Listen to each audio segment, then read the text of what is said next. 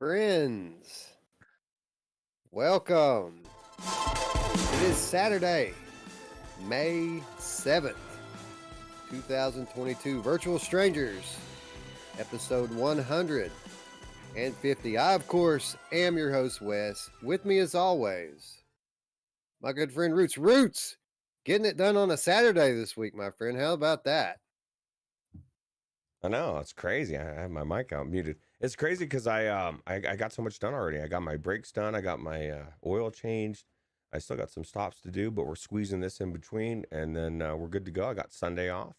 Don't really. I mean, my mom passed away 10 years ago, so I don't have anybody to celebrate that for as far as that goes. But other than that, it's good.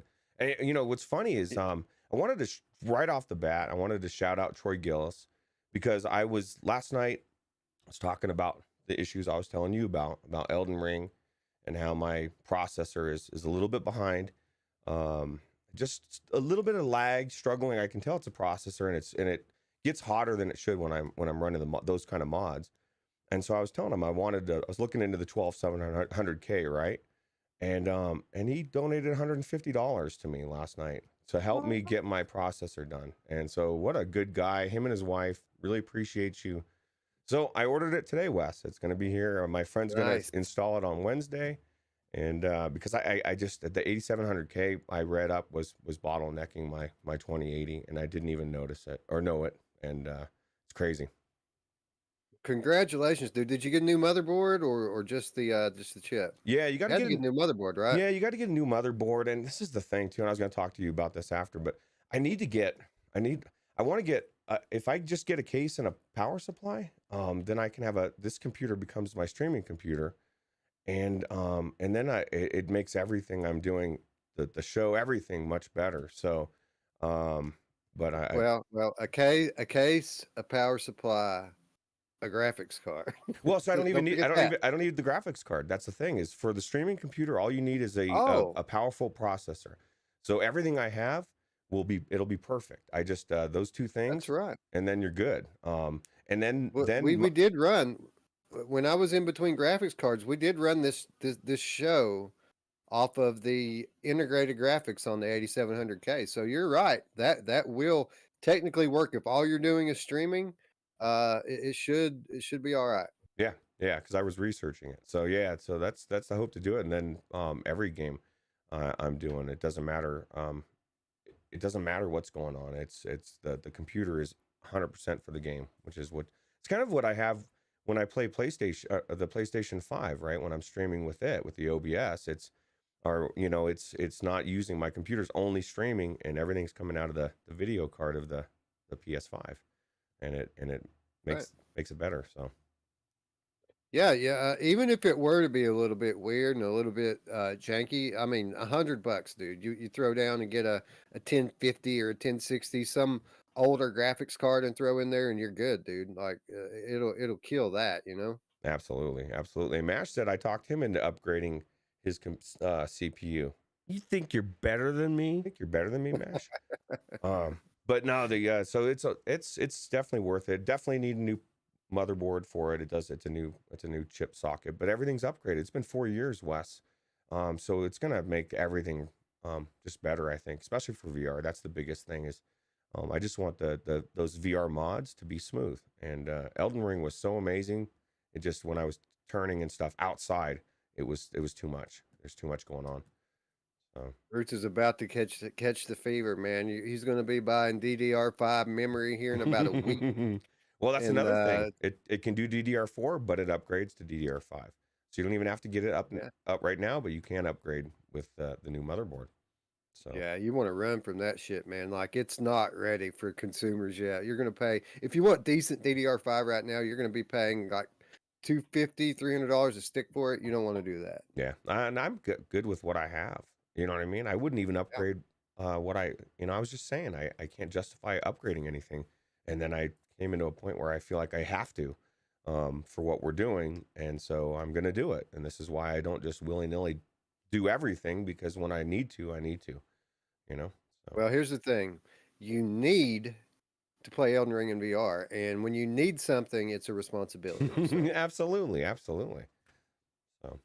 Anyway, going on Saturday this week. Lots going on tomorrow.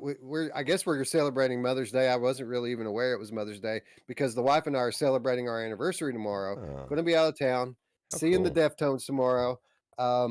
So we're gonna be busy all day tomorrow and all night. So the But best Mother's Day for Michelle, right? She deserves it. yeah, absolutely. Yeah. She's it's the best Mother's Day ever. She's not going to see her kids hardly at all. Well, you guys have been done such a good job raising your kids. They'll be fine. Yeah. Speaking of my kids, Isabel's prom. It's homeschool prom tonight, so we're not going to linger on for hours like we typically do. We're going to try to push through what we've got lined up. But I do want to shout out the patrons and make sure, guys, if you're a patron, by the way, we're doing great on the patron. People joining regularly. Love you guys. I put a little extra effort into the show notes this week. There's about 2 more shows worth of stuff on the cutting room floor, and it's not just filler, man. There is some interesting stuff down there. So if you don't typically look at the show notes because you're like, well, I already saw them talk about it on the show. No, you didn't. There's a lot on there, especially if you like hardware prototypes and that type of stuff. I mean, we got holographic displays, we've got wrist worn input devices, we've got chips. Meta apparently has developed a custom chip in their labs to do photorealistic avatars Oh on yeah. standalone VR. I mean, there's lots of cool stuff down there. So you guys, patrons, be sure to check out the notes if you haven't already. That's cool. That's cool Yeah, stuff. dude, it's awesome. Like hard for me to get the show prep yesterday because I'm just sitting here reading and reading. But as we typically do, we've got it all boiled down to the games, and we've got some really cool stuff to talk about this week. So let's kick it off the way we always do by saying hello to our friends in chat. Scion's here. What's up, friend? As is Felipe. Started minor contractions, so any day now. Laras. Yes. Felipe is going to be on constant call now. Like I remember those days where it could happen any minute. Yeah, congrats, Felipe, and best of luck to you and yours over the next few days. This is how you can tell when it's happening, Felipe. When they give her the shot to induce, that's when it's happening. Yeah, these days, right? But that's kind of nice. And you got kind of have an appointment, right? To go have the baby instead of just the old days of, oh my God, my water broke. For most people, doesn't happen. That's it. But tell them to go easy on it, man, because if they get too aggressive with that stuff they give them to induce, and again, it is nice. It's nice when they induce, when you know the baby's ready to come and they decide to induce. It's nice to know when it's coming, and it kind of takes all the doubt out. But if they get a little too aggressive with that stuff, it hurts, man. It hurts. So I have two words of advice for you. One, make sure they go slow with that stuff that they give her to induce. Two, take the epidural. Take the epidural, okay? You won't be sorry. You'll be sorry if you don't. You know who else likes you to take it slow because it hurts? My mom. Yeah. I do. Island Kara is here. What's up? Spragga's here early on a Saturday. What's up, Spragga? Come in, dog. Techno Glitch is here. You wondered why your OBS was being Damn all it. janky, man.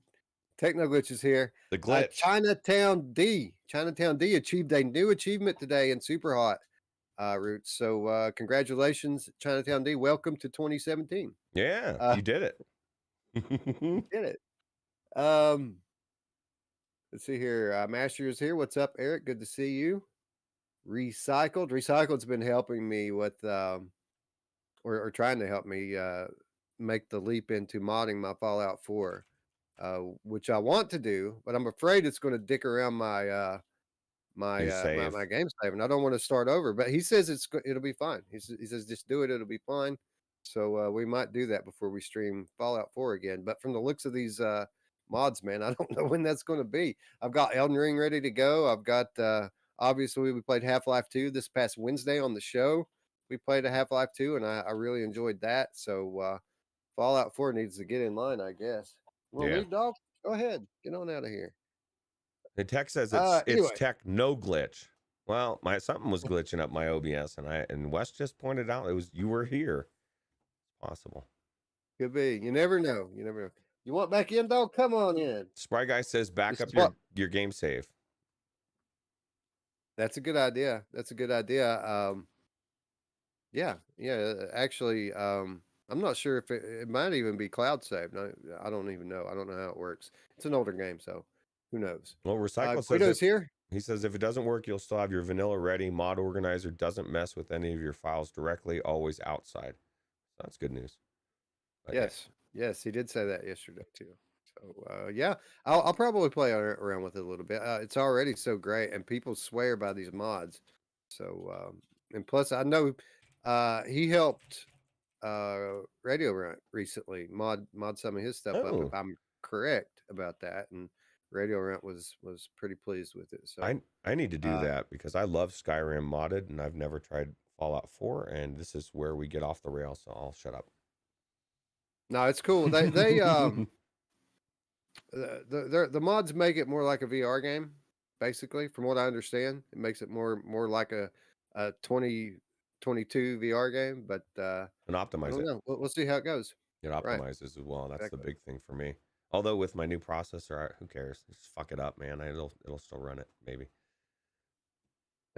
Well, I mean, I think it'd be fun. Like my processor is just barely a notch above yours, and like it doesn't even hiccup. Well, I mean, I guess it did when I was indoors, but after we got out into the open world, it was fine. Which you would think would be So backwards, it but is. that's how it worked. Because Elden Ring was the complete opposite. Inside it was fine. When I got outside, it was like, whoa, what is happening? I was micro turning. Guido is here. What's up, Chris? Thanks for stopping by. Michelle B is here. Hello, hello. Andrew Kiros in the house, as is Daniel Kaz. Traveling Man 3775 here. Mickey Barrios is here. Mike Newton is here. Jim Hall is here. We've got a crew today, man. Showing up on Saturday to talk VR. So thanks for hanging out, everyone. Really glad you can make it. Roots, let's talk a little VR, and let's just go ahead and talk about the elephant in the room.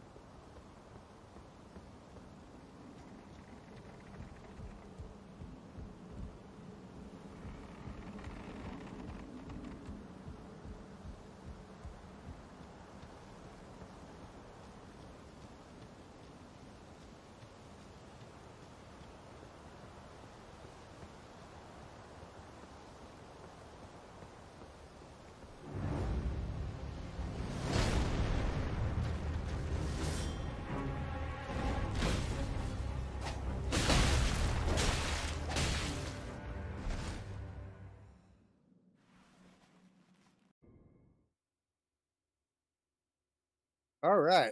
Elden Ring VR mod is live and active on the Luke Ross Patreon. We've known this has been coming for some time, probably, I don't know, 3 weeks, close to a month. We've known that this was on the way.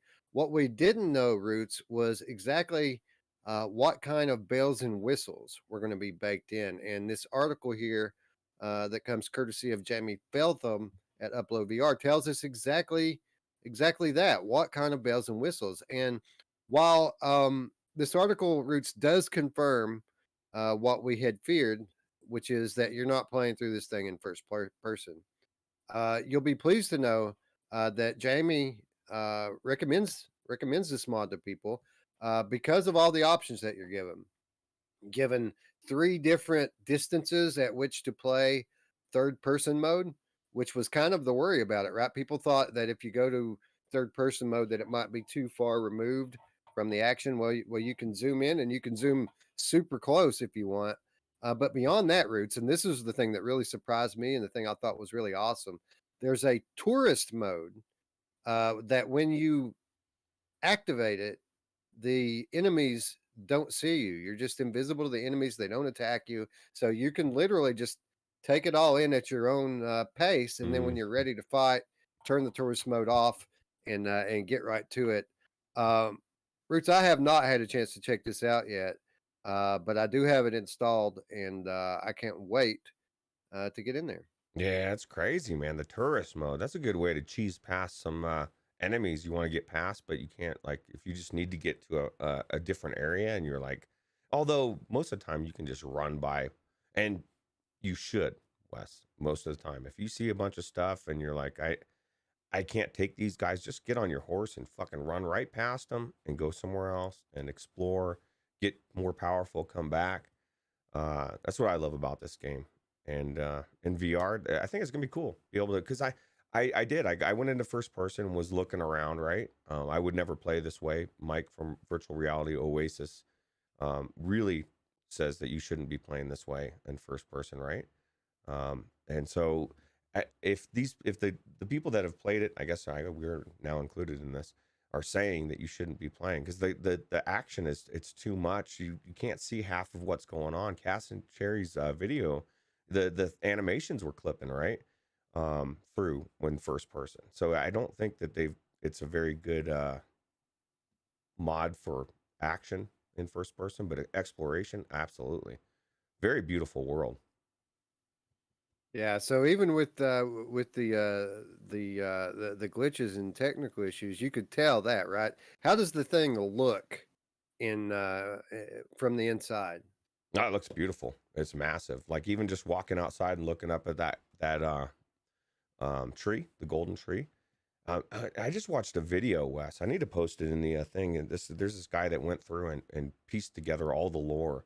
And this story is super cool. That tree is not supposed to be there. It kind of took over, and it's like keeping everybody alive. That's why when you kill enemies, they're dead, but they're eventually gonna they're still there. And it's such a weird story, very intriguing. And this game it has everything. It has everything to draw you in. I can't wait to play it when my processor can handle um, you know, the game.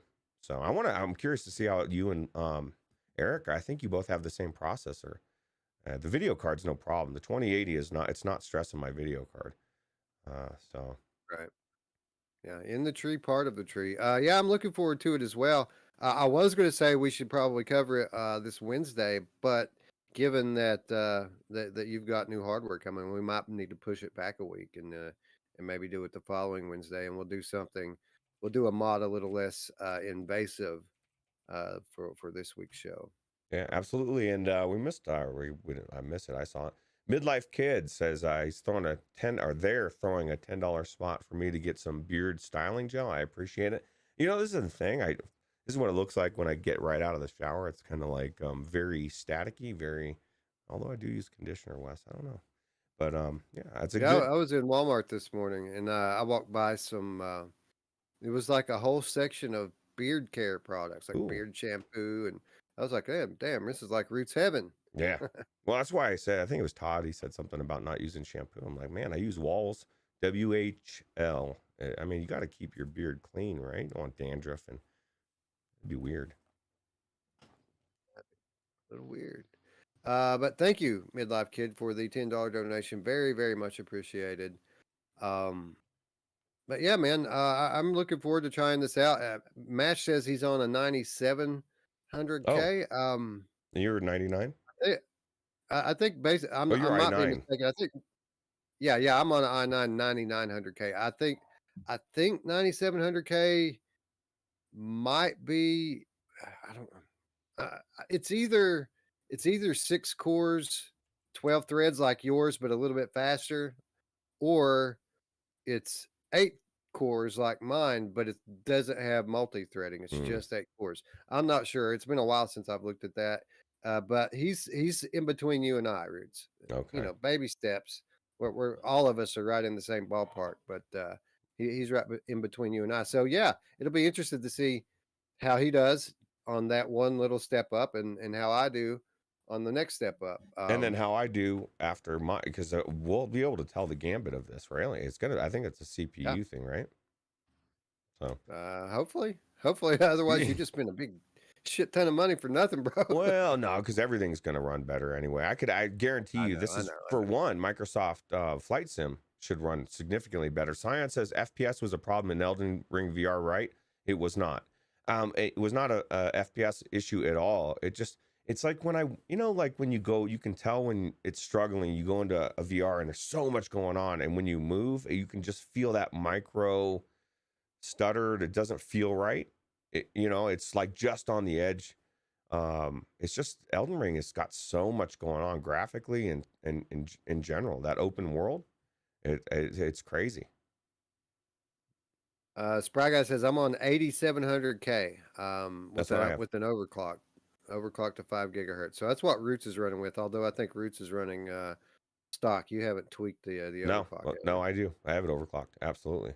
I got it Oh, you do. overclocked. Okay. Yeah. So this is the thing, Spry. Try to go into Elden Ring and let me know how it goes with your 8700K. It's an amazing thing, but like Wes said, it's got 6 cores.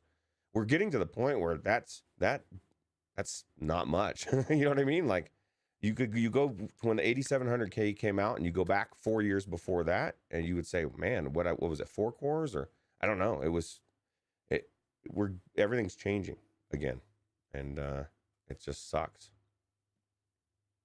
Mickey Barrio says, "How about i7 8700 and a 3060 Ti?" That's a pretty solid setup, Mickey. The only difference between your 8700 and Roots's and Spry Guy's 8700K is that K allows them to overclock. So you're locked in at a 4.8 boost, where these guys can get up around 5 gigahertz, and in some cases 5.1. Basically, they've got about 5% more performance than you have. So you're basically on the same level that these guys are. That's a pretty solid setup. And 3060 Ti, I don't know what the 20 series equivalent of that would be. I would I assume like a 2070. I think I Um, thought it was. Is it? I thought it was a 2080 Ti, but maybe it is a 2070. I have no idea. yeah, I don't know. Maybe 2070 Super.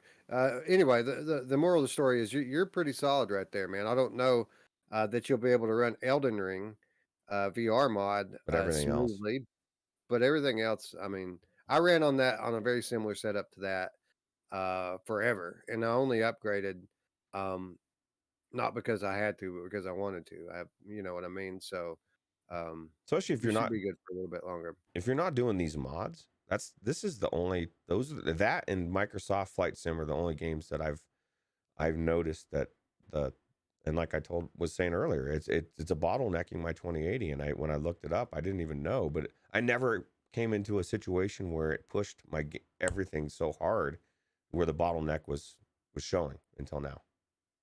So Yeah, I think Mash is having trouble even running the thing. He says, I deleted all the mods and re-downloaded all mm, no go. I'm it's going to try and install the game in Steam and see if that helps. no, this is last night we decided we were gonna play Risk of Rain 2 in VR. And for whatever Oh yeah? reason, Mash, when he goes to click the mod, his game won't start. He couldn't get in there. He spent an hour while me and Tech played trying to figure out why it wouldn't let him in. And it just isn't working. And it worked fine. Huh. I mean, we played, I don't know how many hours we've played of that game. It's just not working all of a sudden. Weird, man. Yeah, I'd start from scratch, man. I would uninstall the game, delete your local files, Start just everything over. completely from scratch it. Yeah. Yeah. Because that's Yeah. it. That's what I would. Something's lingering between something's causing a problem. Anyway, glad we're back in the mod month. Mod month part 2 this year. Lots of cool stuff happening. More to come soon on Elden Ring VR. But again, we're gonna let Roots catch up here, and hopefully, I won't need to catch up to him, and we'll be able to have a good discussion about it here. Not this week, but the next one.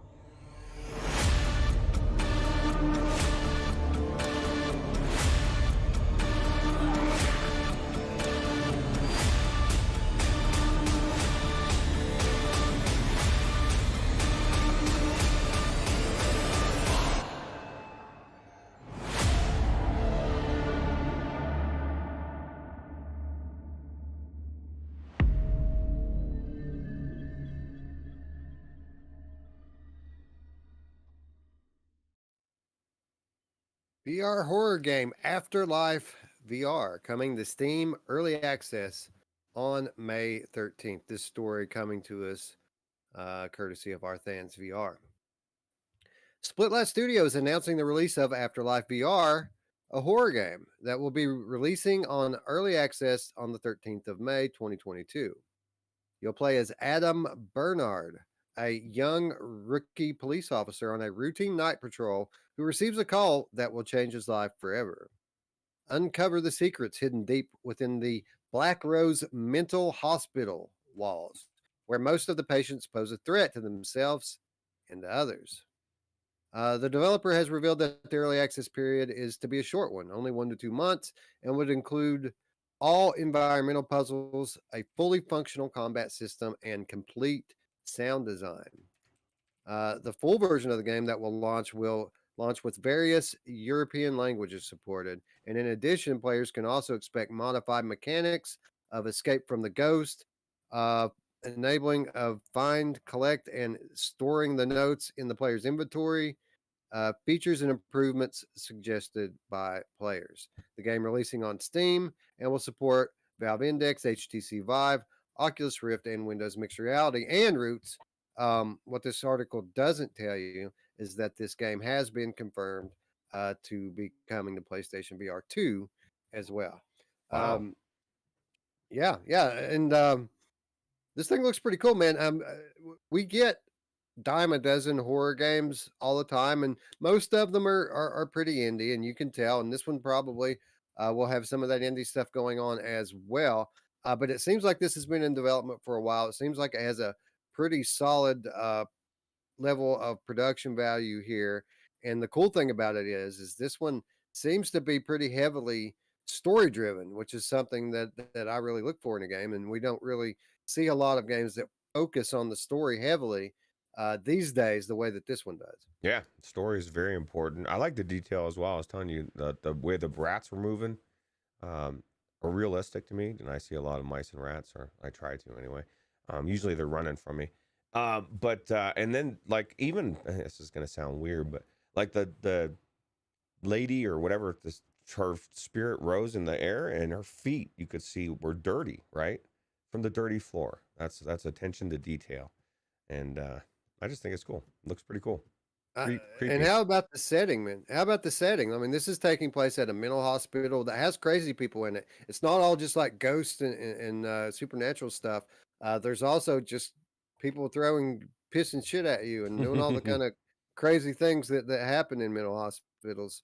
I really love the setting of this game. How cool would it be if they somehow they got a hold of you, the doctors, and they injected you with something, and now you're like seeing weird stuff?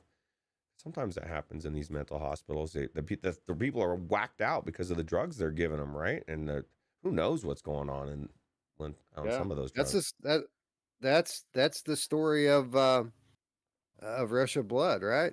Yeah, yeah, it's crazy. Like every you beat a level and then you kind of zone it into consciousness. The guy gives you an injection and then you're into the next level. Yep. So yeah, that would be super cool. Um, I don't know, man. I'm always happy to see new horror games coming to Steam. I'm happy to see that these guys have enough funding and backing behind them that they're already developing this for PlayStation VR 2. We actually talked about this game on the last episode of Without Parole Gamescast that I was on with Brian. That's how I found out about this game. I didn't even know this was coming. Brian actually enlightened me on this one. That's crazy. And you know what? I said wow when you said something about PlayStation VR 2. Like this is one of the rare games. I mean, it's weird, but nobody really is talking about. Not many are solidifying that. Yeah, we got a game coming out. I mean, some are, but you'd think everybody would be jumping at the chance to say, "Hey, yeah, we got one coming," but maybe they can't. I don't know. Yeah, well, I mean, the bigger studios, they a lot of those like to have that element of surprise. You know, the VR marketing, we've got to drop it on people without warning, Yep. so that we have hype for a week. So I think we have a lot of that going on there. We know that there's a lot of dev kits out there, and I think uh, I think Bradley said that it's expected for the thing to launch with around 200 to 300 titles in a very short period of time. So I mean, people obviously are out there doing it, man. So It's gonna be uh, crazy for yeah, these. but I get what you're saying. Yeah, but you'd think we'd be hearing more about it by now. Absolutely. It's gonna be crazy for these PlayStation VR owners, right? When they go from feast or famine to feast, right? They're gonna be like inundated with all these amazing games. And it's just gonna be the shoe's gonna be on the other foot. It's gonna be a good time to see. Exciting. Yeah, back on the other foot, right? Yes. Because it's cyclical. It comes and it goes, and it's about to come again. You know who loves it when it comes again, Roots? My mom! Multiple. Yeah, Paper Beast in the Oh, chat. Somebody get it. I didn't even put question marks in this one because we don't have time for that what a good garbage. game. As Oh yeah, yeah. yeah, man. Um, and we gave away a copy of Hello Puppets earlier during the first trailer. All of these again courtesy of Mickey Mickey Bear. Barrios. So you guys be sure to give Mickey a shout out there and tell him thanks for donating the keys. I got to get better about giving them out, Roots, He's because Mickey stopped by my stream last night and was there for like 15 minutes, couldn't stay long, and dropped the key. It's only there 15 minutes. hey, there's keys out there to be had, man. There's on Humble Bundle. There's a bundle right now that's $12 for the whole bundle, and Saints and Sinners. It's not an all VR bundle. It's like just like a staff picks or maybe a Easter. I don't remember which bundle it was. One of those bundles had Saints and Sinners in it, and the bundle was only $12. Humble bundle. Oh God. Uh, so I Saints and picked up a Sinners for couple of 12 those. bucks. Yeah, yeah. Crazy. I picked up a couple of those yesterday to have for giveaway keys at a later date. Um, but yeah, man, awesome deal. There's also another one that has, and this one might be fanatical. I think it has intruders, hide and seek in it, and you can just pick one. It's a build your own bundle, and you can just pick one game if you want, and it's just $1. So you can have intruders for $1 Jeez. on Fanatical right now, Dude, which is what a a great game. great game, great story, and a lot of game for $1, right? Absolutely. I mean, who don't have $1? You know what I mean? Yeah, for sure. So no active like VR bundles going on right now, but still some deals to be had if you're looking for them. Yeah. Anyway, Afterlife VR looks awesome. Hopefully we can get into this one before it launches and talk about it this week. It comes out this week, 6 days. So if you guys are interested in Afterlife VR, pay attention to this logo on the screen right here. because if you search Afterlife VR on Steam, you're going to get like 4 different things. Yeah. And this is actually kind of hard to find. Like it took me a while just going through the standard search route to find the correct information on this game because there's like 4 different Afterlife VRs, and some of them are shitty and janky. One of them is fast travel games, Wraith, the Mm. Oblivion Afterlife, and but this is the newest one. This one's in the coming soon section of Steam VR. So if you guys are interested in this, be sure that you have trouble finding it again. Yeah, absolutely. Anyway, lots of creepiness to go on in VR land. Not all happening in this title, but others as well. Well, well, well. Looks like we got ourselves a good old video game trailer. Welcome back to Zombieland. No wandering around, no atmospheric BS. So many headshots you could cast a movie. Only the fastest and the deadliest motherfuckers make it onto the leaderboard. Pump those zombie heads. Sure, it's got shooting, but this ain't just about brain and Z's. This is a goddamn zombie-killing race. 2 headshots in a row triggers adrenaline mode. It's like bullet time, but better. I'm ready if you're ready. So limber up and get ready for wall-to-wall hellfire. Go fast, shoot for the head. Don't suck.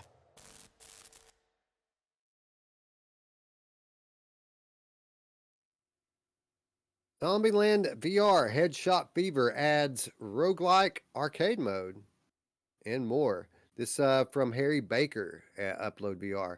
A new mode has come to Zombieland VR Headshot Fever more than a year since the game first launched.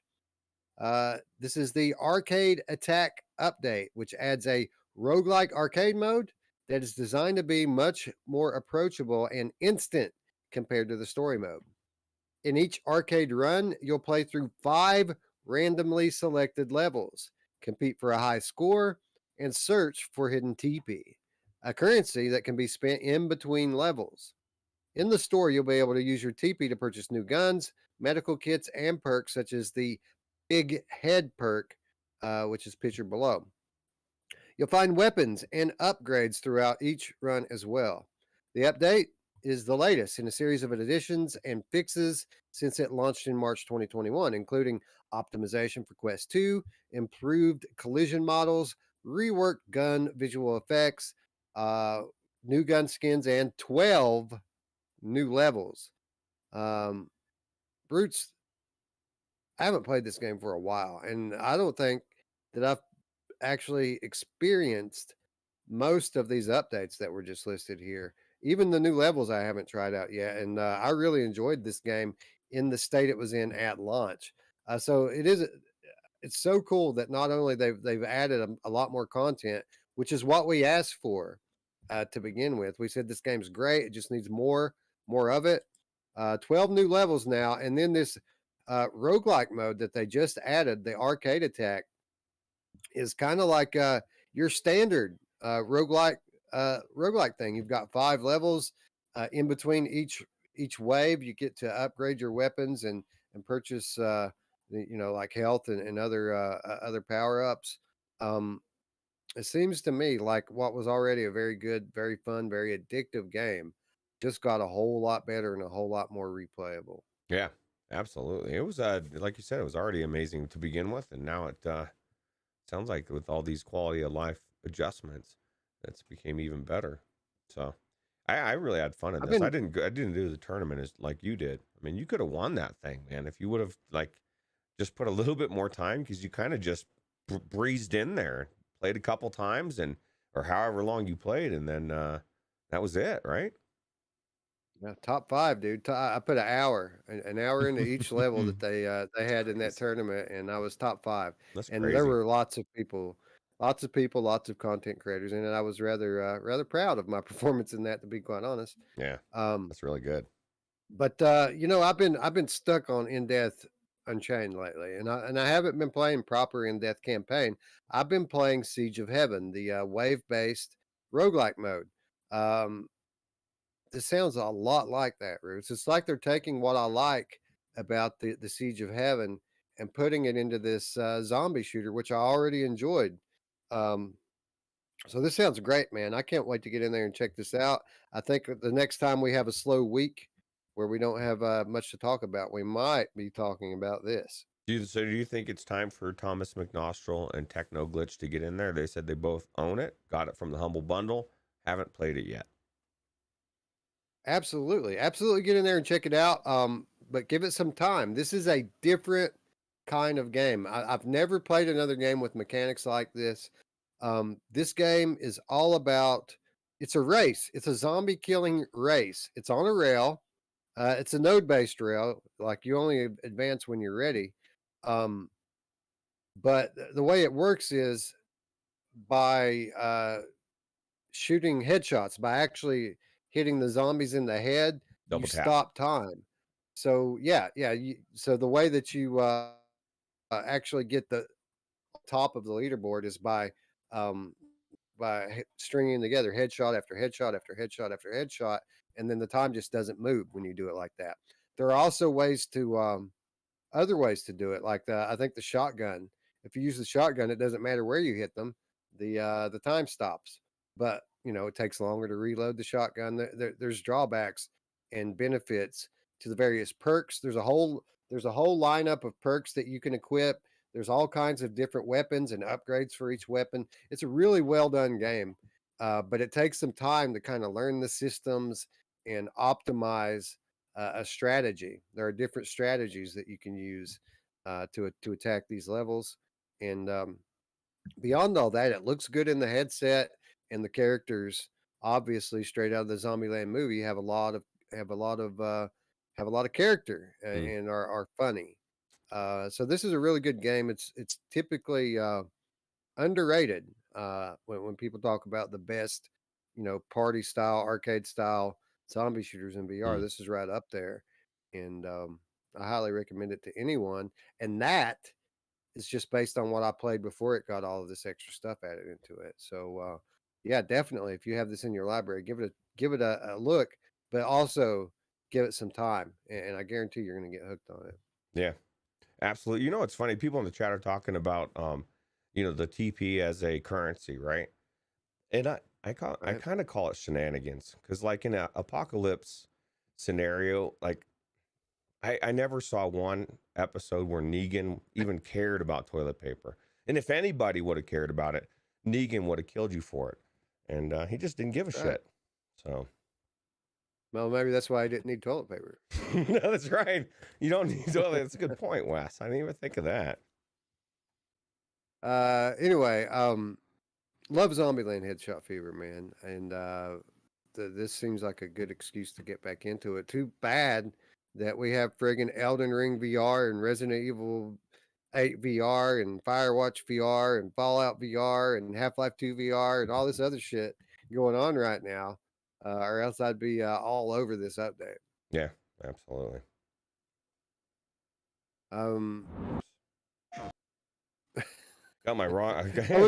Wrong time to hold my coffee in my right hand. I was trying to do it with my left hand, and it didn't work. Yeah, you know who loves it when you try to do it with your left hand? My mom! Right, left, both. She doesn't care.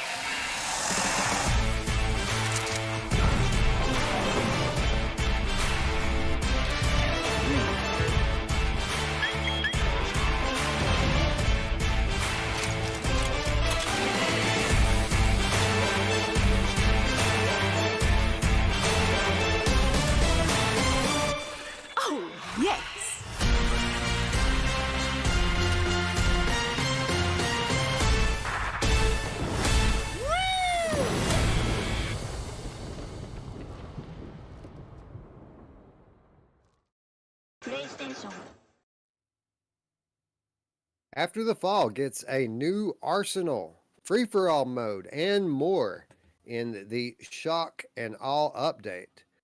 This from Scott Hayden at Road to VR. After the Fall, the co-op zombie shooter from Vertigo Games, is getting a nice little content bump in its Shock and Awe update, which brings the game a new arsenal of weapons, a free-for-all deathmatch mode, and a new map. Launched earlier this year, the game's frontrunner season has already brought a number of updates to the game, including Horde mode, 2 Horde mode maps, the Boulevard Harvest map, the Skimmer enemy, the LMG and revolver weapons, and new player outfits and skins. Now available for free on supported platforms, the Shock and All update to the game's frontrunner season brings a host of new weaponry to the game, including the Shockwave power device, the Rage Booster consumable, Warhead, and Tommy Gun. Like all of the game's high-level weaponry, to unlock, players need to grind through levels for floppy disks. The Shock and Awe update also includes a new free-for-all PvP mode, which pits players against one another, all while hordes attack. It also contains a PvP map called Stockpile, which is a repurposed warehouse that Vertigo Games says is all about close quarters combat and lightning fast respawns with items that can be found scattered throughout the map. To show off some of the action of the ongoing frontrunner season, the studio released a new co-op trailer, which was made using increasingly smooth mixed reality LIV software, which is one of the best ways to blend people into virtual environments. Roots, I had barely played the Hollywood Boulevard update that came 2 or 3 weeks ago, maybe a month, because when they updated it, broke my game. Like I couldn't play it. I lost all my money trying to make weapons that I couldn't equip, and I haven't been back in since. So here they are again with another update. And on paper, this sounds incredible, dude. All these new weapons and game modes, like it's finally starting to get to around the amount of content that we all kind of felt it should have launched with. But, you know, who's counting? It's 6 months later. It's all there now, right? Let's just hope it works. Yeah, it doesn't break everything, because I know D and Mash, as much as they love this game, they were upset and refused to play it when it was broke. PSVR 2 without parole says meows and swipes left on After the Fall. Well, what timing for him to come through right when we're talking about After the Fall, right? Yeah, man, I certainly can understand the sentiment, right? Because as many things as this game does well, it is a bit limited with regards to content. It is a bit disjointed in terms of those of us who really enjoy a story campaign. This really isn't what this is, right? But what the game does do well, or does, I don't know if I should even say well at this point. It puts you in a game with your friends from all platforms that is fun to play when everything's working correctly. Right, action packed, right? But you know what I do want to say, while Brian Paul's here, when we talked about it when he was on the show, right? He said that he was worried about replayability, and all of us, like me and Mash especially, were like, "Nah, dude, Mash is 200 hours in, and he's still the same. He's ready to go in, play whenever. I'm over 100 hours, and like I told Mash last night, I've had my fill. Like, for the most part, I'm done. That being said, Mash, I will be there. I will play with you tonight for your stream because I want to hang out with you. But it is so I don't care about a new gun. I don't care about upgrading my guns. Give me some reason to be going through this, right? Because at some point I'm just killing zombies, and I can do that in a lot of games. And granted that I can't do it with 4 people. And whenever I want to do it with my friends, you know who else wants to do it with my friends? Then I'll go in there and play. But they needed more. They needed something to draw me through. They needed a story. They needed upgrade, like a roguelite. I'm looking more towards Gambit now. That's what excites me. Oh yeah. Yeah, Gambit's going to be great. Hopefully we hear more about that soon, because I think Gambit's going to have a lot of what we like about this game, but it's also going to hit those notes on a lot of what we don't like about this game. So, yeah, I certainly I certainly concur there. And yeah, I get it, man. Games like this are only as good as your friends, right? Like if you don't, if you're just going in there trying to play with randos, this game's going to suck, man. So yeah, I get it. Um, and here's the thing. Like, I got a comment on video this morning. I think maybe it was maybe Kenty Poo, who said that I was disappointed with After the Fall. I would have much preferred Arizona Sunshine 2. And I think most of us would have preferred Arizona Sunshine 2. But with that said, had we gotten Arizona Sunshine 2 and I had put the kind of time into it that I have already put into After the Fall, what, I would have played through it 6 times, 7 times? Like, no way I would have gotten nearly as much gameplay out of that as I already have in After the Fall. But I agree. All good points by Brian, by you. I agree. It certainly has lost some of its shine since the honeymoon phase. So I ask you, Roots. We kind of touched on it last week, and we mentioned it when we named it the game of the year last year, that we were running a risk uh, by doing it when it was still fresh. Like, we could be engaging in recency bias. So when you look back at the games that came out last year, you look at Lone Echo 2, you look at Hitman 3 VR, so many amazing games. Resident Evil 4 VR came out last year. Did we make the right call naming this game of the year last year? I mean, I get it. It is kind of lost a lot of its shine, but it is still going. They are still bringing us new content, and people are still playing it. At least some of us are, anyway. I don't know. I'm torn.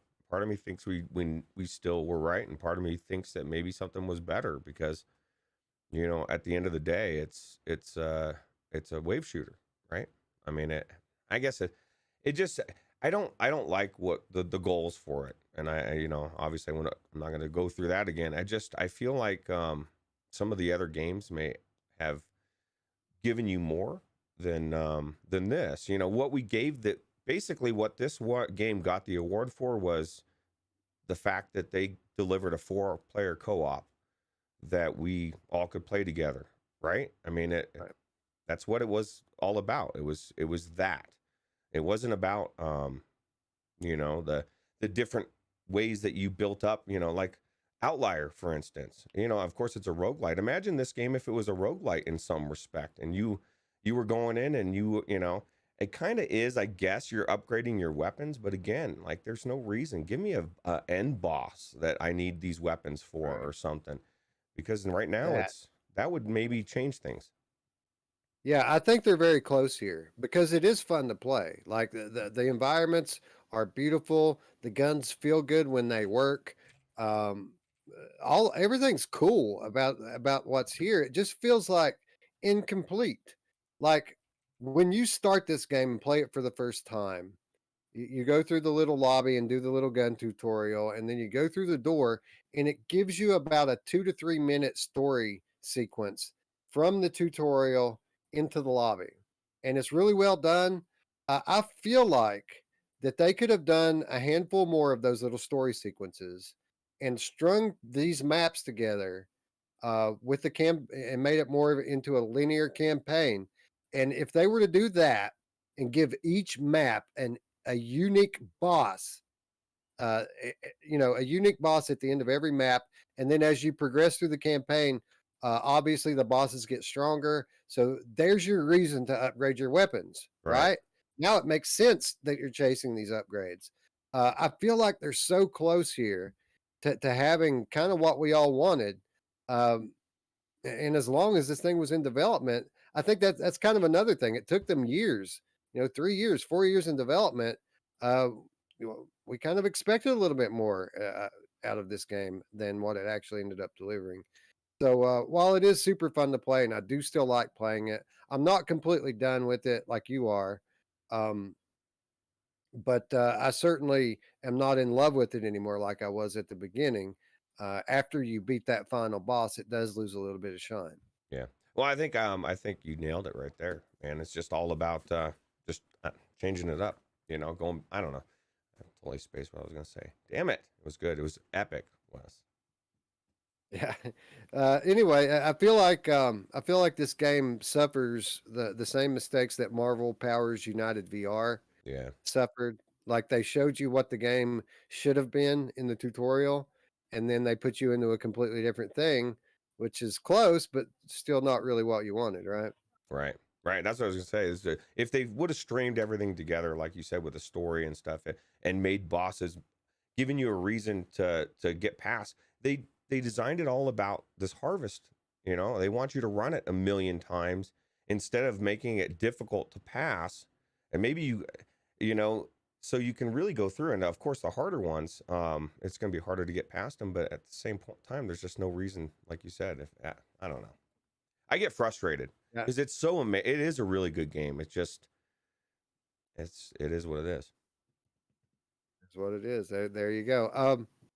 Yeah, I enjoy it, but again, it's only as good as your friends. Like I wouldn't ever in a million years go and just play this with randos, but I can get in there with you and get in there with Eric, wife, Isabel, D, and have a blast. But it isn't something that I'm playing every night or even every week anymore. And again, I haven't even played all the way through the Hollywood Boulevard update, and I think that map looks like it's probably the best map that they've released for the thing, um, judging by what I saw in videos. But again, too many technical issues for my taste, and hopefully when I do decide to get back in there, which probably won't be very long from now, hopefully everything works as advertised. Yeah, absolutely.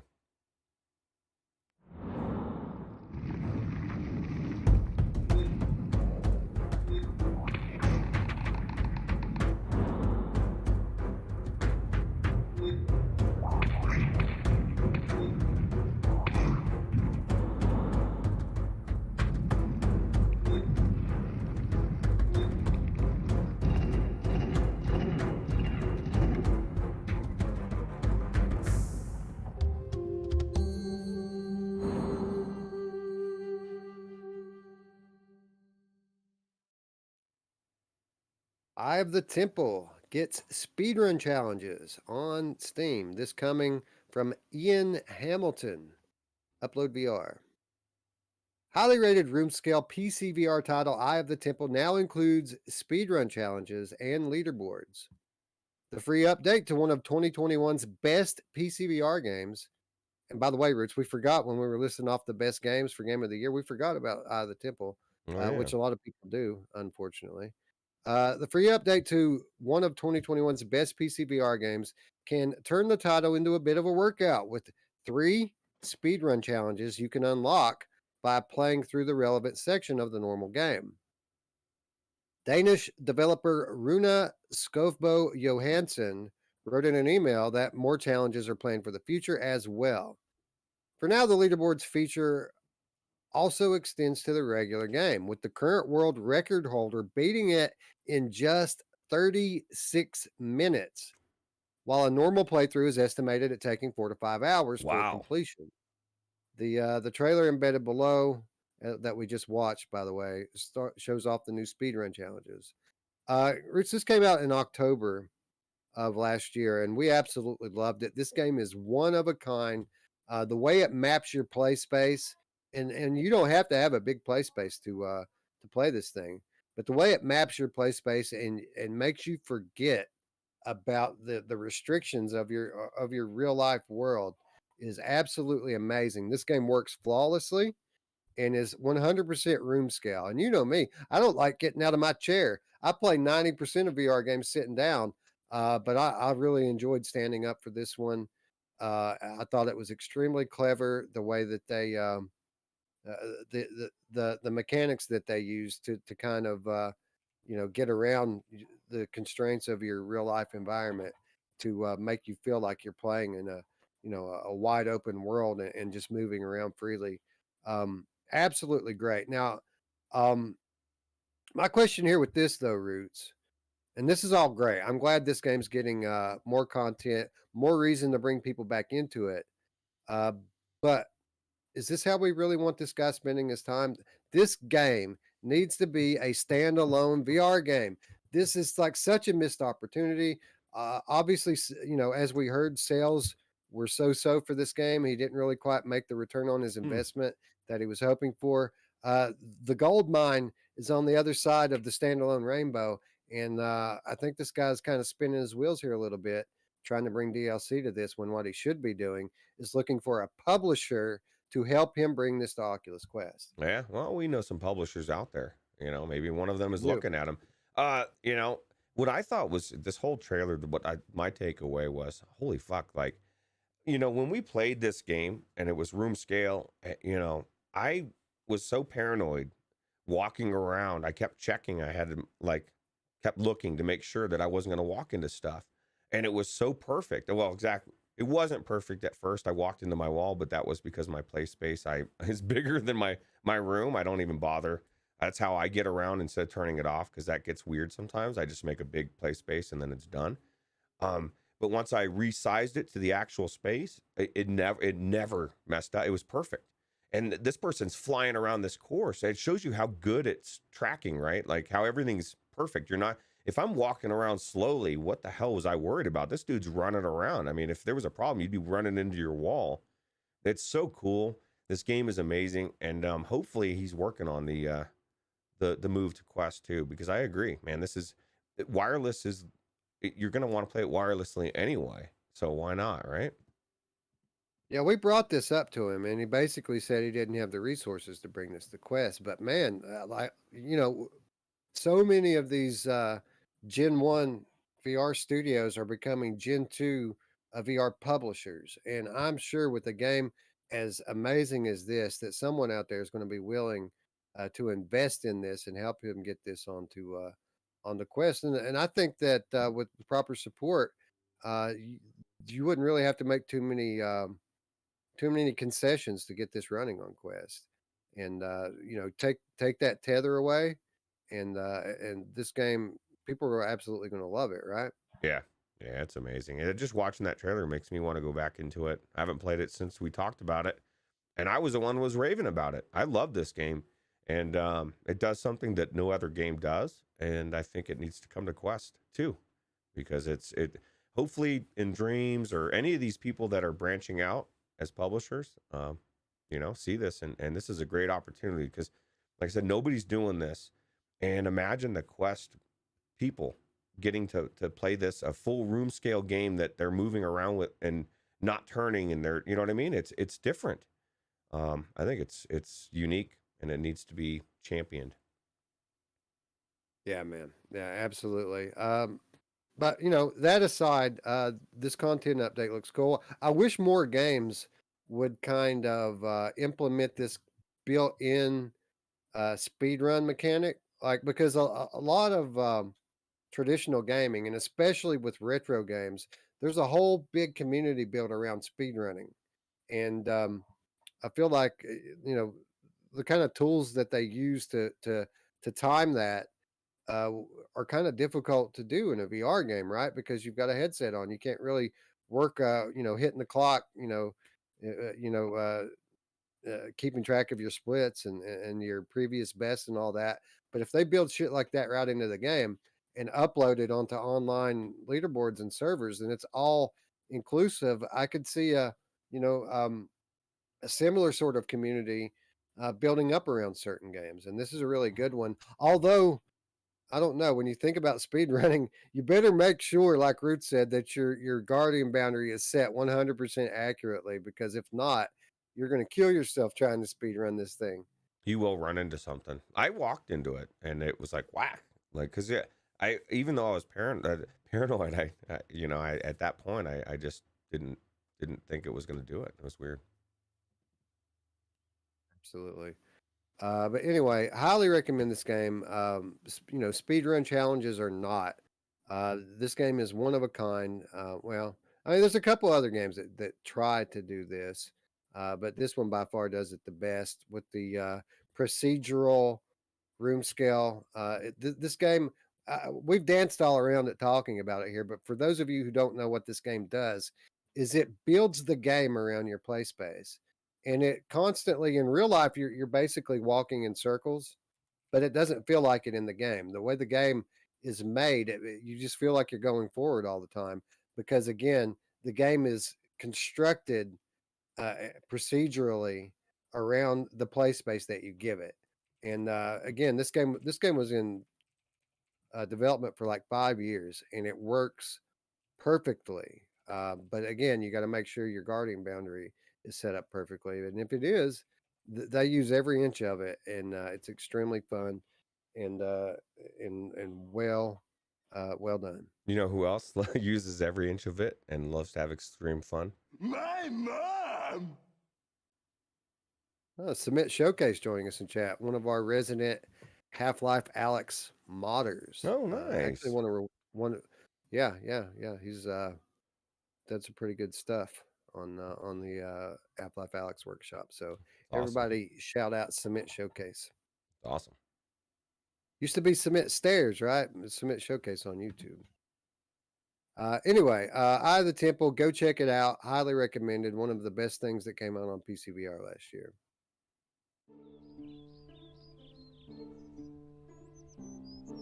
The dark and dangerous medieval ages bear many challenges.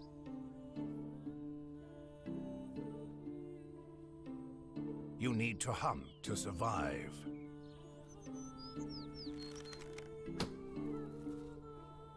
And build shelter against the elements.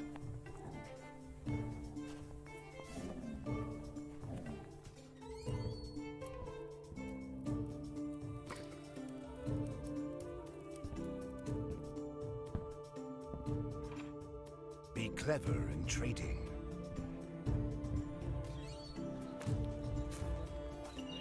Expand your settlement. And keep your people happy.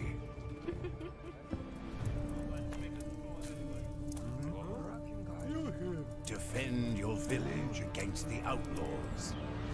And make your family live in safety. Create and grow your own medieval dynasty.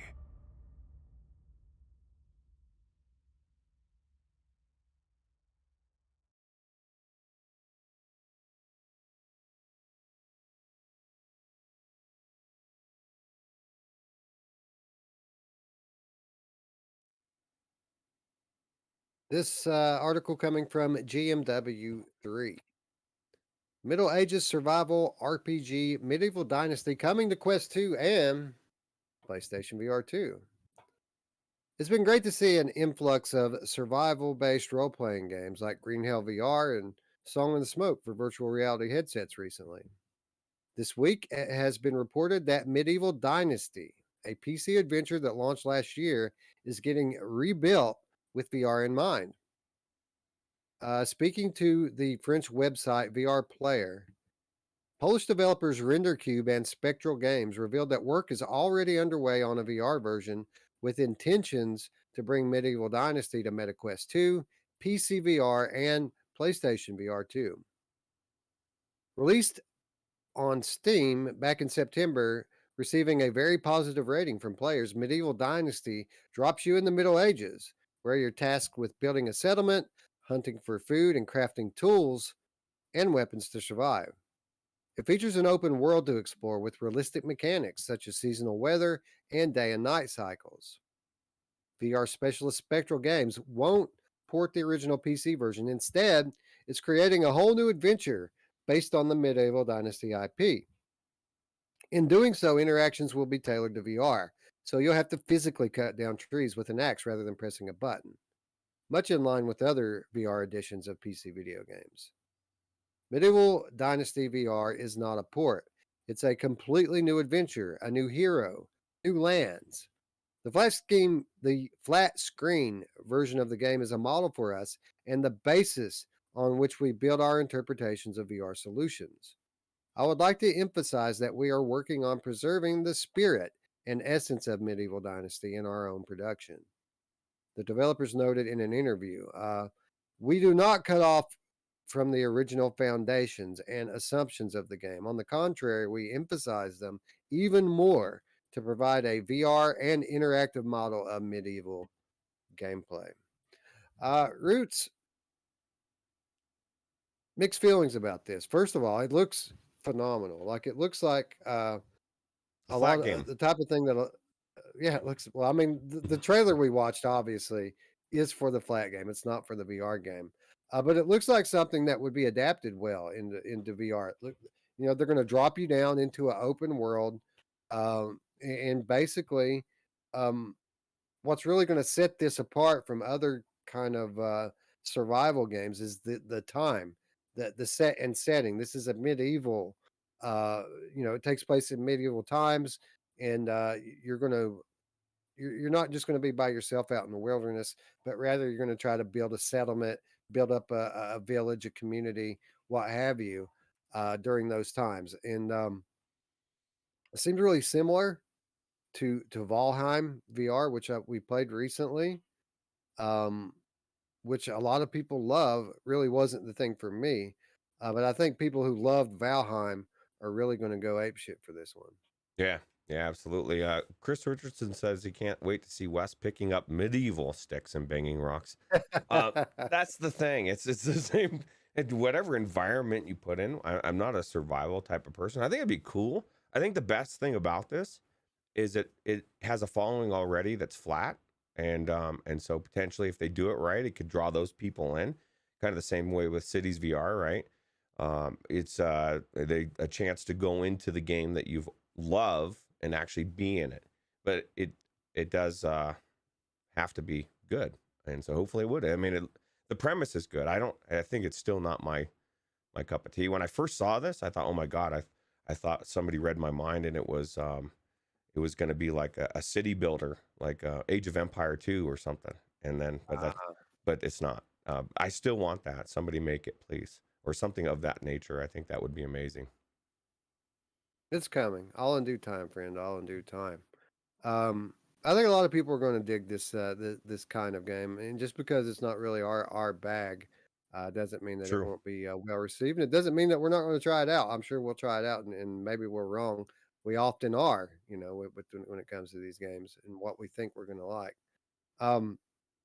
With that said, kind of cool that we know this is coming. Cool that we know that it's coming to PlayStation VR 2, although you think maybe we should be a little concerned that it's not just coming to PSVR 2, that this is also coming to Meta Quest 2. And that, we've talked about it before, how the lowest common denominator kind of tends to hold these multi-platform games back. Do you think we should be worried about that at all here? I don't know anything about these devs. If you're out there, developers. Polish. Yeah, well, then Polish. That's all we need to know. That should be that they, as long as, I mean, this is the thing, the ability to make two different games, or it exists for the lazy devs or the ones that are tight on cash. They make one version, and of course the lowest common denominator is going to be the Quest 2, and so it's not going to be as good, right? So absolutely could be cause for worry. It just depends on what kind of situation these developers are in and what their mindset is. So VR Leg says they need to get those Zuck bucks. That's right. Yeah, those Zuck bucks. Zuck bucks. Those Zuck bucks come with strings. You'd be a puppet. True that, but what doesn't these days, right? That's true. That's true. Anyway, Medieval Dynasty coming next year to Quest 2 and PlayStation VR 2. Those of you who like survival style RPGs, be on the lookout.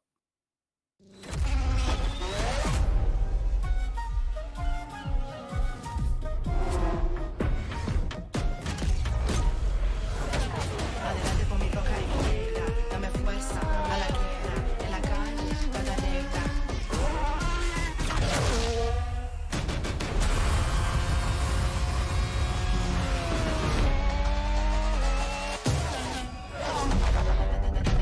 Con mi roca y negra, dame fuerza a la guerra,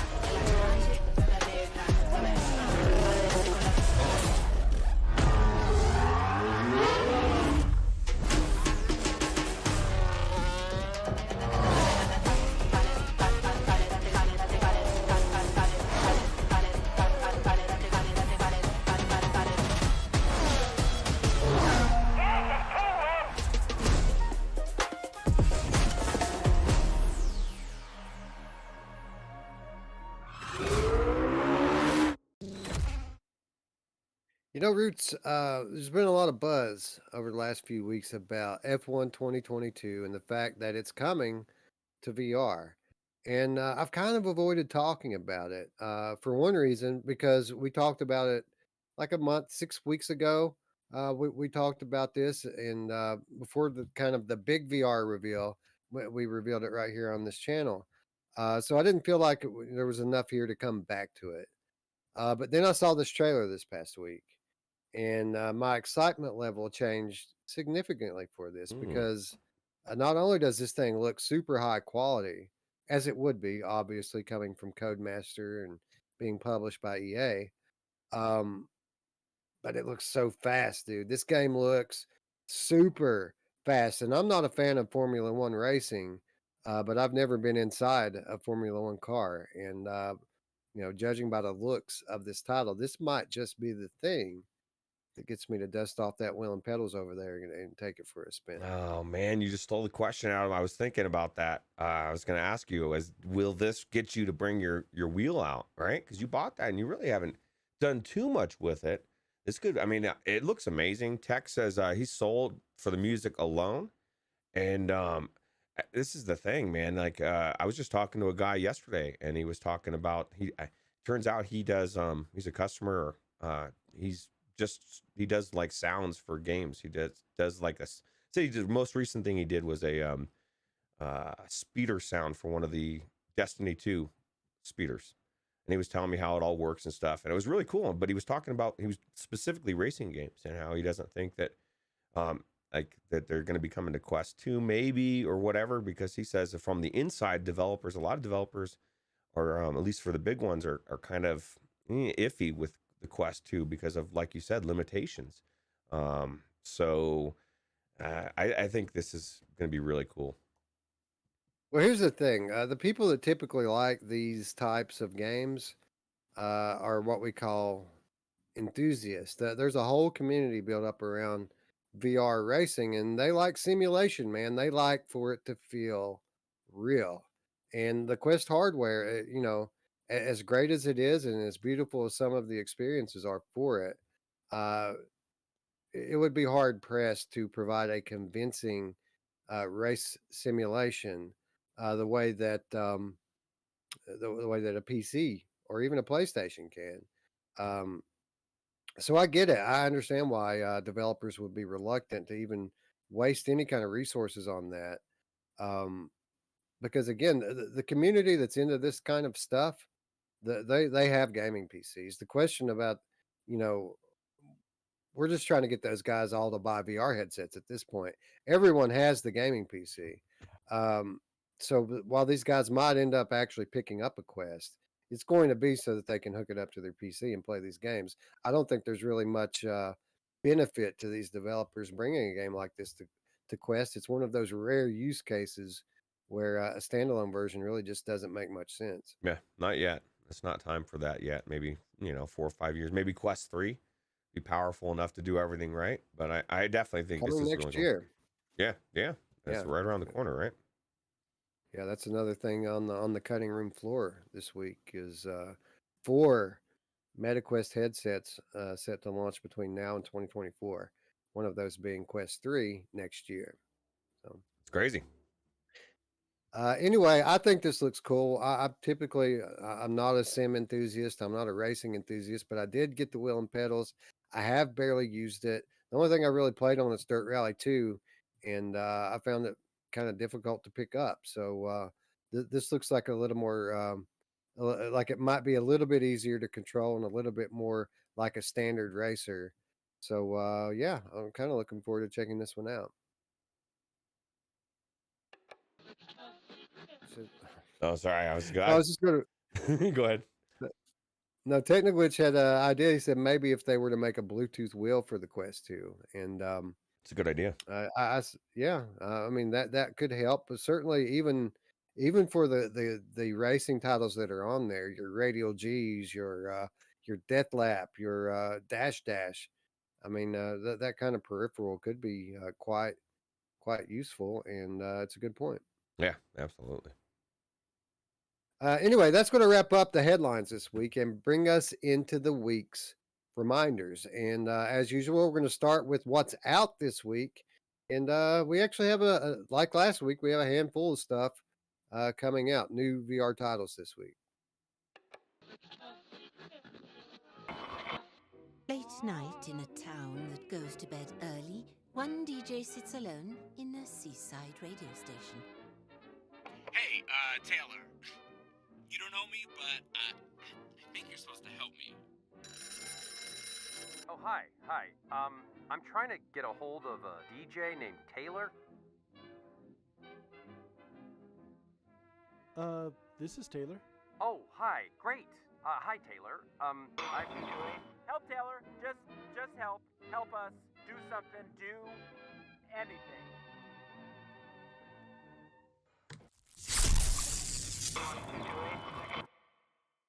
Disaster shook our humble community today as an unsung hero lost his life. When I'm long gone, you can carve my headstone. So I guess that plan backfired. Out of number 9 coal. Move on, buddy. Roll your load of coal. How can I go when the wheels won't roll? Area Man Lives, finally coming from Numinous Games to Steam VR and Oculus. Scratch that. Meta Quest on May 12th. This game has been a long time coming. This game initially starting development for Google Daydream way back when, and making its way through the different iterations of VR throughout the ages, and finally seeing release this week. I saw Eric in Q2C going in pretty hard on Area Man Lives this past Thursday, and I just want to say, for the record, I'm not convinced that this is going to be bad. Like, I know it's not going to be your typical full-fledged game. This is going to be a very heavily story-driven experience, where you're kind of playing this radio DJ in a town where people start getting murdered. It's a murder mystery that's interactive. Ooh. And it features an all-star cast of voice actors. Joel McHale is playing a prominent role in this game, which I love. That guy's hilarious. I'm intrigued here, and it could very well suck, but I'm not convinced yet. I want to check this one out before I start shitting on it. Yeah, so I was there in the chat shitting on this game as well. But, to be fair, I was listening and watching it, and there was an echo. And we, at that point, we were convinced it was part of the trailer. And so I thought it was like part of the thing. I was like, it was very weird. And so I was responding on that. But what you just described sounds actually really cool. A murder mystery. And we're going to get to do it on May 12th. That's right around the corner. Yeah, and this is a game that's built around voice command. Like, it's not a typical VR game. Again, you're a radio DJ. You've got people calling in, telling you about all this weird shit that's happening, and you're going to be talking back to them. Oh, again, not all-star, relatively well-known cast of voice actors here. We've got a game. Again, it's up for various different awards. I forget, is it Tribeca? It's up for one of those, or maybe Cannes Film Festival Awards.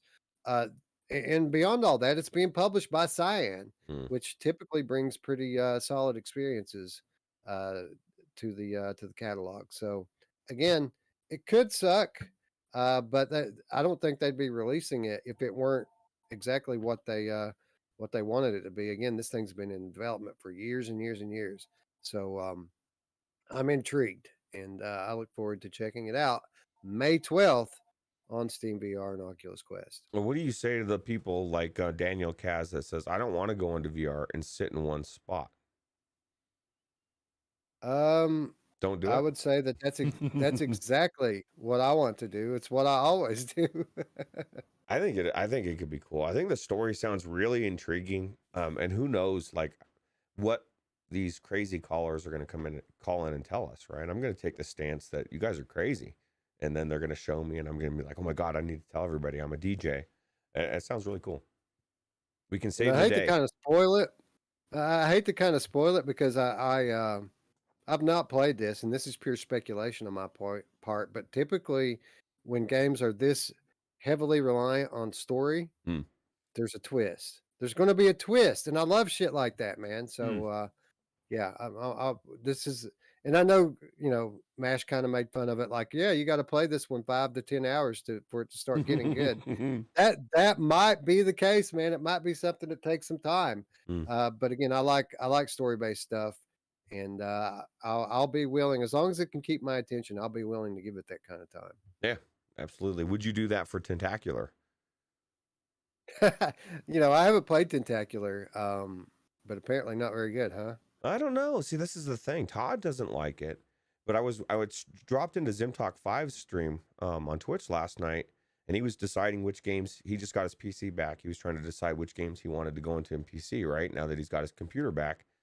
And he said that he thought the physics were amazing, and he really enjoyed the story and everything. And so, like, everybody's got a different take on it. And it made me feel like I want to go in and check it out, because I respect both Zim's opinion and Todd's. So where do I fit in? That's what I want to know. That's the thing, man. We all have our own taste, right? And again, Tentacular is an interesting one, because I've heard everything about that game. It's great. It's not great. It's okay. It's very clever. It's charming. It's charming. It could be horrible. But yeah. I mean, but that's why I want to go in, because I want to know what Ruuts thinks. Fun with the clicks joining us. What's up? Welcome, friend. Thanks for stopping by and saying hello. You know who likes to have fun with the clicks? My mom! I do. She certainly does. Anyway, Airman Lives coming this week, but that's not all. It's coming this week.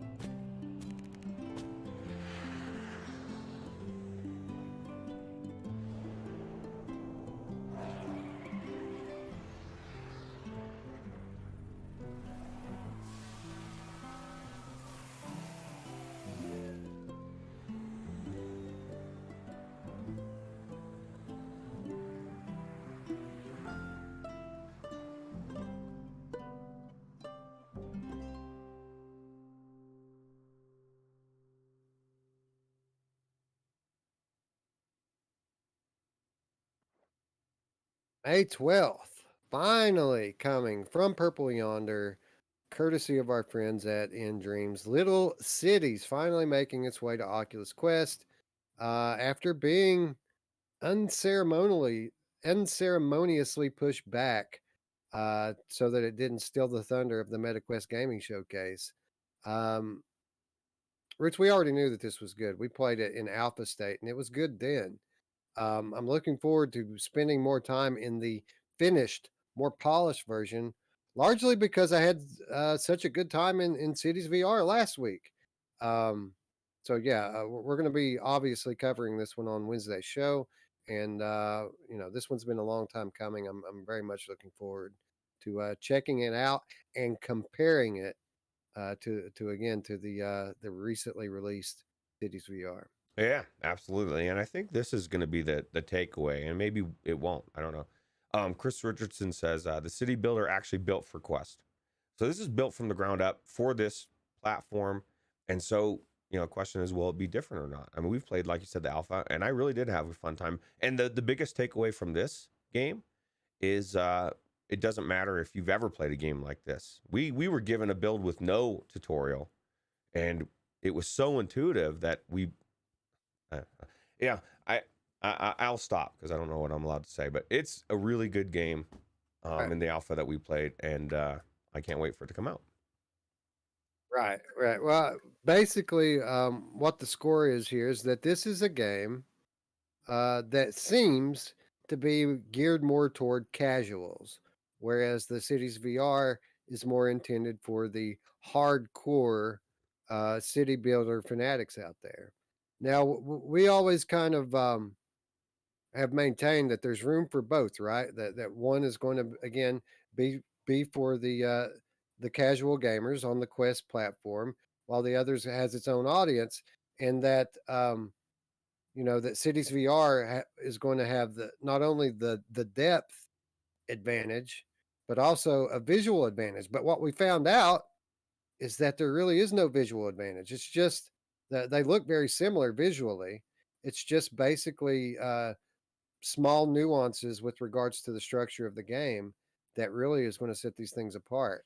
And I still believe that there is a place for both on the Hmm. store, but these games I think are going to end up being more similar than we had even thought that they were initially. Yeah. How cool is that volcano? Looks so cool, man. I can't wait to like slap that right in the middle of my city and watch chaos maybe potentially happen. Yeah, yeah, and I think when you say stuff like that, I think Rift Traveler is kind of on my level here with it. Megaton rainfall for mass destruction. That's what I want. I want to build up a city and then destroy it. Maybe not Megaton rainfall style, but rampage style, man. I want to take my fist and just pound the shit into the dirt. That would be cool. Rampage in VR would be People cool. screaming and yeah, yeah. And since we mentioned that a few weeks back, we've had a few people recommend titles to us that are kind of based on that old Rampage mechanic. But I want Ivanovich to bring me Oh man. my Rampage clone. Hell yeah. That'd be cool. Anyway, lots more to come on Little Cities. Again, this available May 12th, and we will be talking about it this Wednesday on Strangers in the Night. So if you haven't already, click the button, click the bell so that you can be notified when we go live.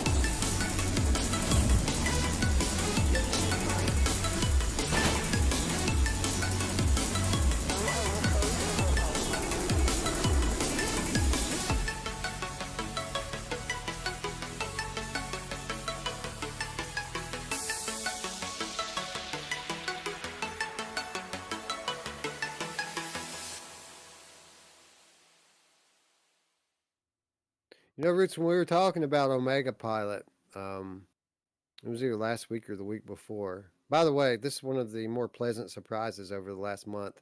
Omega Pilot coming from Zokus, the developer that brought us Z-Rays. We talked about how they kind of revealed this game on Reddit, and they were kind of getting their ass chewed, man, by people for not giving up gameplay footage. So it didn't take them like a day, man, maybe 2 days before they came back with this, just like they promised, gameplay footage. I assume this was captured on Oculus Quest, and it looks pretty good, man. Looks like a proper Wipeout clone for not only Steam VR but App Lab as well. Yeah, absolutely. As long as they've got enough courses, I think this is going to be amazing. If there's like 4, then they need to triple that at least, if not times 5. You know what I mean? That's one of the things that's awesome about Wipeout. Now, granted, it's also multiple games put into one, right? So there's a lot of stuff in that Wipeout collection, but it looks really good. You know what really looks cool about this footage? It looks like it's gonna might get your stomach a little bit. Like the turns. The turns are like 90 degrees, not not the actual turn, but you're rotating, turning 90 degrees. It's almost like you're riding the wall when you're going around curves. And that's something that's really going to translate very well to VR, and it's kind of the what you're looking for when you play a VR racing game is something that's going to make you feel that speed, Mm. make you feel like you're actually in this craft. And just look when it goes around some of these sharp turns, how much the ship turns, man. That looks like it's going to be nuts. Yeah, absolutely. It says somebody said it up there that it reminded them of obviously Wipeout, but then that as someone else was saying that it's looks inferior to Wipeout. Well, it's not Wipeout, but this is the thing. Wipeout doesn't exist on Quest or PC VR, right? At least not in VR. This is going to be your version of Wipeout, and I think it's an indie version, and I think it's I like the other game they did. I think this looks really good. Well, here's the weird thing, and danger, weirdness alert. Paradise Decay in the chat says you control this game like you control Z-Race with your hand. So it's not going to be like a standard VR racer with a thumb pad and button controls. You're going to be doing this shit. He said he was running into the walls a whole lot. So That this that's that not is good. it's kind of weird. So I guess what they did is they're bringing their other game, right? The other game that they made, people wanted the first person mode, and you even said this in a couple weeks ago, right? That this seemed like instead of doing that, they just made a whole new game. But what we didn't know is they literally took the same. They want that mechanic in there. It's unique, and they want to give you something different than every other racer. And even it may sound weird, but this is different than Wipeout, right? Because Wipeout you don't control with your hand that way. So maybe this could be really amazing. I mean, for those that put in the time, I know I enjoyed their other game. Now my question is, are they going to have themed racers again with content creators? My guess is no. But if they did, we're out there. We'll take a ship, a virtual stranger ship. Yeah, I know a guy. I know Yeah. a guy who would gladly donate some channel art. Yep. But yeah, I don't know how I feel about that, man. PD said that he had to scrap his video, like it was making the game look bad. So my question is, was it making the game look bad, or was the game just looking bad? Right. Well, and is it something that I'm assuming that they don't want that option in there, just because for some people it would just kind of create in a racing game and make it easier for one person and harder for others, right? And that's not very fair. And no one's Well, going to here's use. the thing. That I guarantee that's going to be an option, because the same thing's going to happen with this. This happened when they launched Z-Race. They're going to launch it thinking that they're making everyone happy by giving them what they wanted, and then they're going to realize you can't make everyone happy. That's my biggest advice I always give to these tiny developers. The ones that live in the comments. Like, you can't make everyone happy, and if you spend your time trying to do that, you're going to make what's good about your game not so good anymore. Right. So, I guarantee you we're going to see old school controls for this, which might not be such a bad thing.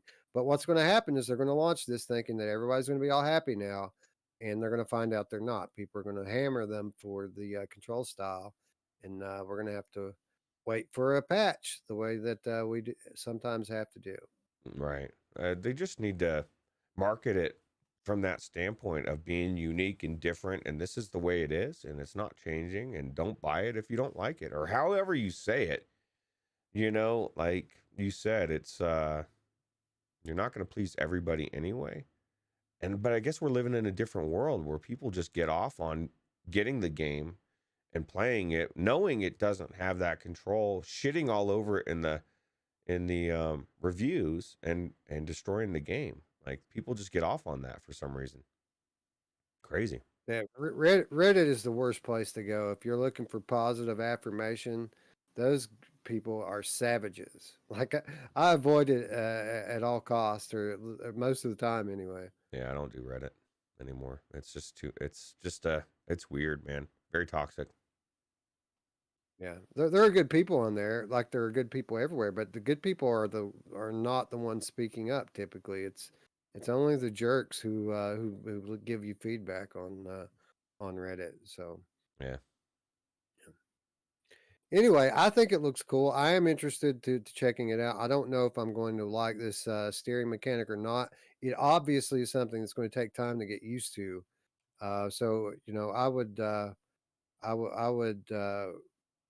I'd say PD probably maybe practice a little bit. If you want to do a video on this, practice a little bit and give it a little bit of time, and then you might find yourself actually liking it after you get used to it. I think it's just different, unique. I like it. Anyway, one more game coming out this week. We already talked about it. Afterlife VR, Split Light Studio coming to Steam VR on May 13th. Looking forward to checking this one out. Even though it is technically early access, apparently it's pretty much in a finished state already.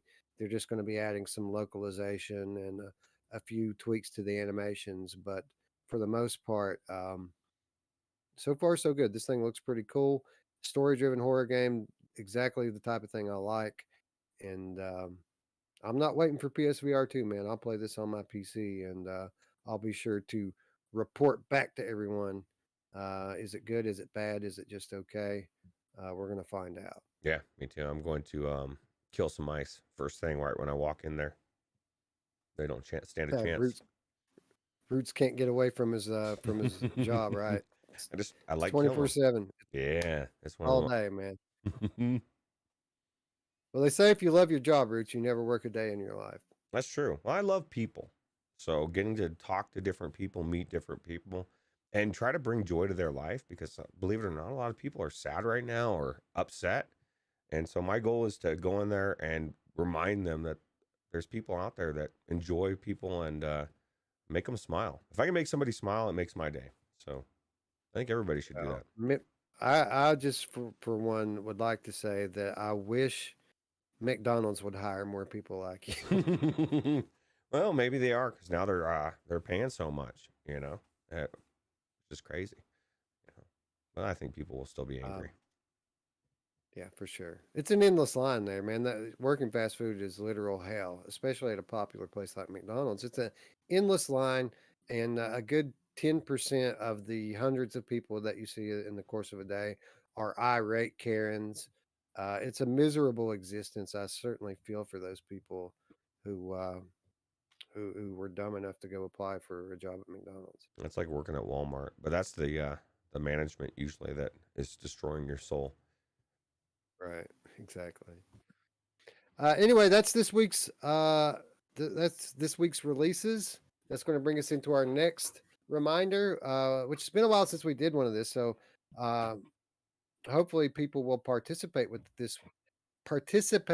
us this week as we ask you all to either go and wishlist a game or review a game, so that we can support our friendly and lovely salt of the earth developers. This is a very easy way for us to support the VR development community out there who bring us these awesome games without actually having to spend anything more than just a couple of minutes of our time. And since it has been a little while since we did this, I'm actually going to do a review this time, Roots. I'm not going to do a wish list.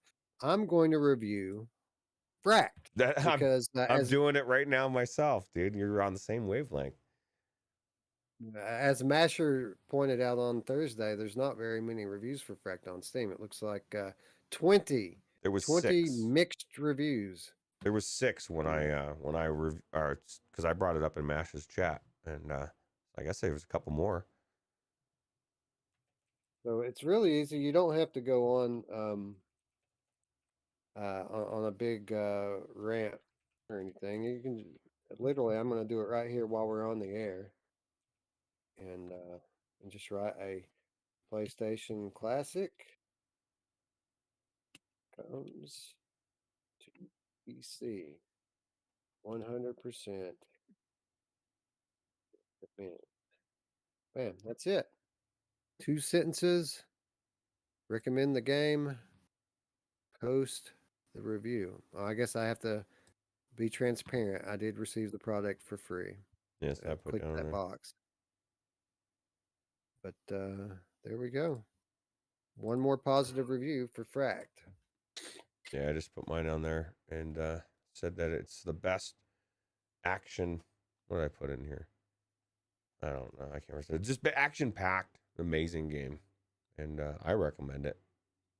It is short. But Island it's definitely- Cara wishlisted area man lives. So thank you for participating. I'm sure that the developer appreciates it.